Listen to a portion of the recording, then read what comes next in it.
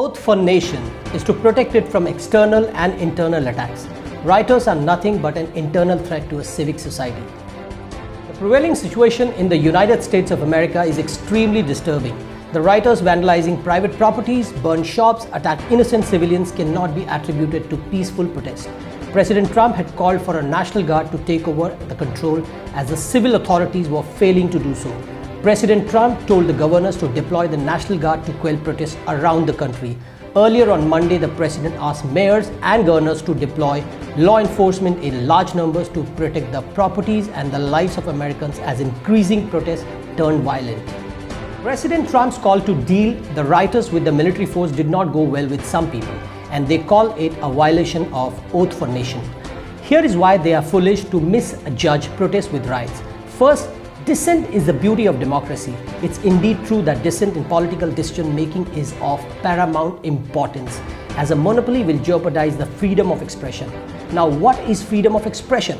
Disagreeing with the government or a political party in a peaceful manner constitutes for freedom to oppose. That said, destroying public property, burning shops, vandalizing stores, stealing goods are an act of rioting. The new poster boy of the lobby is General Jim Mattis, the retired United States Marines. He wrote criticizing Trump of dividing America and pitching Americans against one another. His part of the statement looks political and shows his political aspirations. He emphasized that I swore an oath to support and defend the Constitution.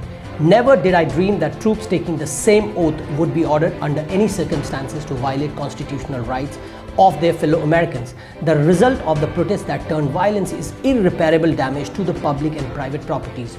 Whose constitutional rights are violated here? Innocent Americans who are shop owners, passerby, storekeepers, security guards, or those goons who took advantage of the opportunity? In a nutshell, the categorical differentiation between riots and protests is of paramount importance. Freedom of expression cannot be viewed subjectively.